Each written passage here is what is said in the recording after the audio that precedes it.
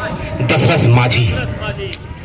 दशरथ मांझी एक ऐसा शख्सियत का नाम है, अगर इनकी हिस्ट्री हम सुनते हैं तो हमारा रोम रोम खड़ा हो जाता है और खून का रगत तेज हो जाता है जब दशरथ मांझी का नाम हम सुनते हैं। ऐसे शख्सियत है दशरथ मांझी।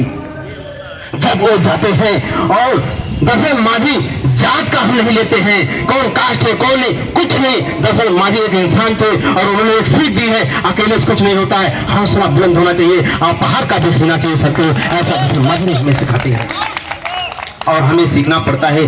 जब दशरथ मांझी अपनी वाइफ को ले जाते हैं, अर्थात पत्नी को ले जाते हैं, तो उनकी पत्नी बीच रास्ते में ही मर जाती है।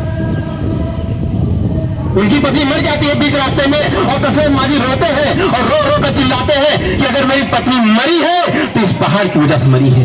क्यों? क्योंकि हॉस्पिटल उस पहाड़ के पीछे था और उनको जाने में 20 किलोमीटर लगता था। अगर ये पहाड़ नहीं होता तो हॉस्पिटल के पास में पहुंच जाता और मेरी पत्नी का इलाज हो पाता। और दशरथ मांझी फूट फूट कर रोने लगते हैं और चिल्ला चिल्ला कर कहते हैं, आज मेरी वाइफ, अगर मेरी पत्नी मरी है तो उस पहाड़ की वजह से। वो अपनी पत्नी का क्रियाक्रम करते हैं, सब कुछ करवा कर जब वो घर पर आते हैं तो फिर वो कुछ करते नहीं है, लोग पछेनी उठाते हैं, हथौड़े उठाते हैं और चल जाते हैं पहाड़ को तोड़ने। तो लोग कहते हैं, अरे मांझी तुम पागल तो नहीं हो? अरे पागल, 20 किलोमीटर पहाड़ है, छोटा पहाड़ नहीं रे, 20 किलोमीटर पहाड़ है, तू तोड़ेगा?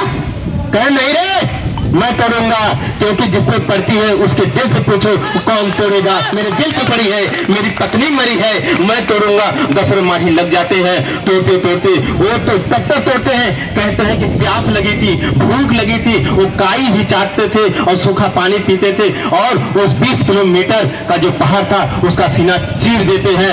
20 साल अकेले ही बंदा तोड़ता दशरथ मांझी, वो हमें सिखाता है। और जानते हो दशरथ मांझी 20 साल मेहनत की और 20 साल का पहाड़ तो तोड़ दिए, 20 किलोमीटर का दूर का पहाड़, लेकिन वो भी कैंसर से मरी।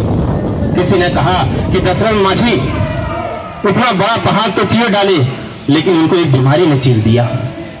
एक भुगत करना है गाय मेरे दोस्त कि हम लोग यहाँ जो लड़ रहे हैं, इस अवस्था से हम सब बेटाइम का खाना खा रहे हैं, बेटाइम का पानी पी रहे हैं, बेटाइम से है, क्या हम सही हैं?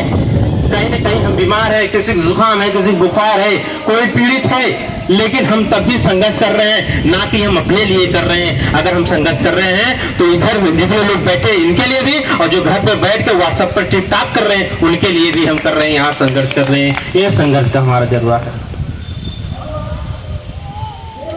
हम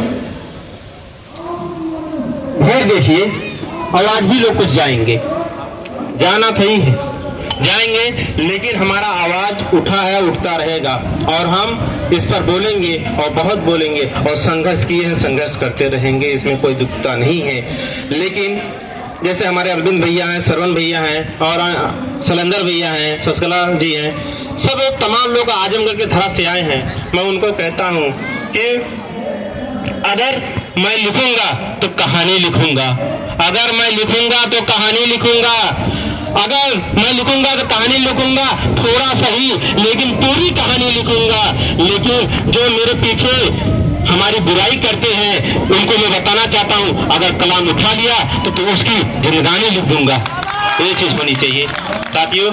ये पीछे सब लोग बुराई करते हैं, हमारा यहाँ गुहार है, हमारा यहाँ मांग है कि हम स्वच्छताग्राही हैं, हमें सरकार नियमित वेतन दे, मान दे और हमें नियमित कार्य लगा दे, जिससे हम चल जाए। एक आशा उम्मीद है, एक आशा उम्मीद है। जिस तरह एक पद्मावती रहती थी, मैं हिंदी से में हूँ, तो एक पद्मावती थी, वो सिलवेस के एक राजा हुआ करते थे तानसेन नाम की, उनके वियोग में इंतजार करती थी, इंतजार इतनी करती थी